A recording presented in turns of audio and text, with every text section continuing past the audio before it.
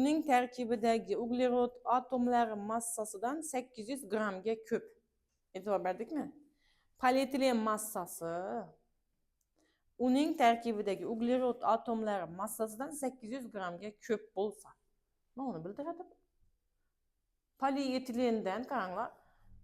Polietilenga qaranglar. SH2 mana bu polimer. Polietilen degan.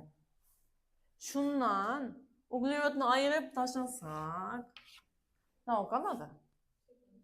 800 gram qoladi. Xo'p, nima qoladi? Vodorod qoladi. Necha gram vodorod bor ekan? Yo'q. Masala shartiga muvofiq 800. Mana bu vinodan nechasi qoldi? Polimerlanish darajasini sirasi topsa bo'ladi. Tushundikmi? 800 bo'lingan 4 teng 200. Tushundikmi? Masalan, buni emerini topib, buni uglerodni emerini ayirib, keyin nima qoladi ekan deb xpx deb o'tirmanglardan, lutch inasizlar polietilen. Shundan uglerodni ayirib tashladik. Xohlasak o'chirib tashlashim mumkin edi. Nima qoladi? Vodorod. Vodorod massasi 800 dejak bo'lib turibdi-da. Polimerning o'rtacha molyar massasini toping. Demak, 200 ekan bu. Buni davom ettirmayapman. U holda emerini so'rab turibdi. 200 ni ko'paytiramiz 28 ga. Demak, 56 dan keyin necha 0 bor? 2 0 bor. Javob to'g'ri. Davom ettiramizmi keyingi? 29-masala.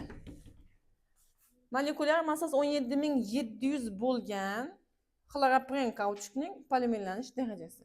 Xloropren bilmasak, izoprenni yozamiz oldin. Mana bunday qilib, keyin mana bu yerda SH3 edi. Shuni o'rnida xlor turibdi. Xloropren bu. Xloropren kauchukni, demak, shunchaki nima qilamiz? Mana bu yerda xlor bor, mana bu yerda SH2, SH2, Mana. Demak, shunchaki polimerlanish darajasi so'rab turibdi. Mana n so'rab turibdi. İçini massasını hisoblaymiz. Demak, 48, 50, 51, 53, qo'shamiz 35 yarim. 80, 8 yarim, ha? Demak, n'ni topishimiz uchun nima qilamiz ekan? 17700 ni bo'lamiz 88 yarim. Necha chiqadi ekan? 200, ha?